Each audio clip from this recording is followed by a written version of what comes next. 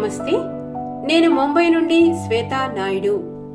సహస్రనామ హోమం ప్రారంభమైనప్పటి నుండి నేను నిరంతరం ఇందులో పాల్గొంటూ వస్తున్నాను. శ్రీ అమ్మా భగవాన్ వారితో నా వ్యక్తిగత ప్రయాణంలో ఎన్నో అద్భుతాలను నేను అనుభవించాను. వాటిలో కొన్ని నేను ప్రార్థించినవి కూడా ఉన్నాయి. నాకు ఇది దివ్య కృప ప్రస్ఫుటంగా వ్యక్తమవుతున్న సంకేతంగా అనిపిస్తుంది. ఇవన్నీ నా దివ్య తల్లిదండ్రులైన శ్రీ అమ్మా భగవాన్ వారి అందమైన బహుమతులుగా నేను భావిస్తాను. చిన్నప్పటి నుండే నా కుమార్తె చతురికకు జంతువులంటే చాలా ప్రేమ. అది ఒక చిన్న పిచ్చుకైనా చిన్న ఎలుకైనా సరే వాటిని కాపాడాలని ఎప్పుడూ ప్రయత్నించేది. నా భర్తకు పెంపుడు జంతువులు పెట్టుకోవడం ఇష్టం లేకపోవడంతో ఆమె వాటిని దాచిపెట్టి మంచం కిందో మూలలలోనూ పెట్టేది. సహస్రనామ హోమం మాత్రమే పశు సంపద కోసం ప్రార్థించే హోమం. నేను ప్రత్యేకంగా జంతువులు రావాలని ప్రార్థించకపోయినా వాటితో కొంత సమయం గడిపితే నా కుమార్తెకు ఎంతో ఆనందం కలుగుతుందని మాత్రం కోరుకునేదాన్ని. గత సంవత్సరం మా అపార్ట్మెంట్ కింద ఆడుకుంటున్నప్పుడు ఒక క్రూరమైన కుక్క వెంబడిస్తున్న కుందేలును నా కుమార్తె రక్షించింది. కొన్ని రోజుల పాటు భద్రత కోసం మాత్రమే ఇంటికి తీసుకువస్తాను అని చెప్పింది. కాని ఆ కుందేలు చివరికి మా కుటుంబంలో భాగమైపోయింది. మెల్లగా మేమంతా కుందేలుతో ఎంతో అనుబంధం పెంచుకున్నాము. మా స్నేహితులు, ఇంటికి వచ్చే అతిథులు, ఇంటి పనివాళ్లు కూడా అతనిని ఎంతో ఇష్టపడటం ప్రారంభించారు. చతురిక చింటూ అని పేరు పెట్టింది. సాధారణంగా కుందేళ్లు చాలా భయపడే స్వభావం కలిగి ఉంటాయి. కాని చింటూ మాత్రం మా ఇంటినే తన సహజమైన నివాసంలా భావిస్తూ స్వేచ్ఛగా తిరుగుతుంటాడు. మేమెప్పుడూ అతనిని కేజీలో పెట్టాలని అనుకోలేదు. ఇంట్లో అంతా స్వేచ్ఛగా తిరుగుతుంటాడు.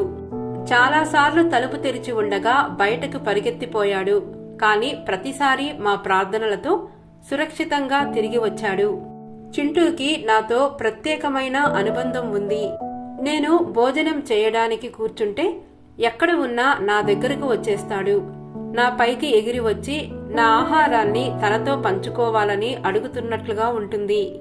ఇతర కుటుంబ సభ్యులతో కూడా అతను దగ్గరగా ఉంటాడు. కాని నాతో ఉన్న అనుబంధం మాత్రం ప్రత్యేకం.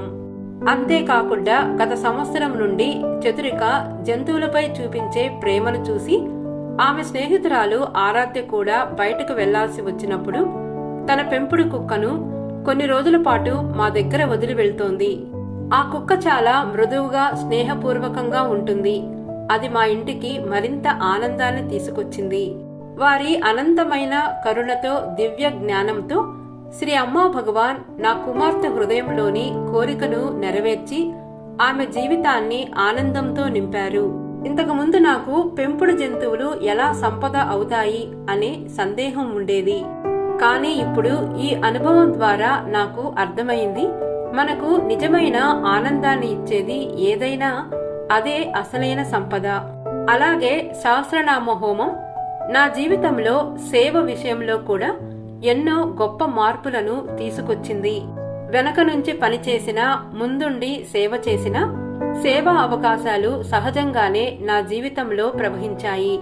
నాకు సామర్థ్యం లేదనిపించిన సందర్భాల్లో కూడా సరైన వ్యక్తులు, సరైన ఆలోచనలు, సరైన సహాయం అద్భుతంగా కలిసి వచ్చాయి.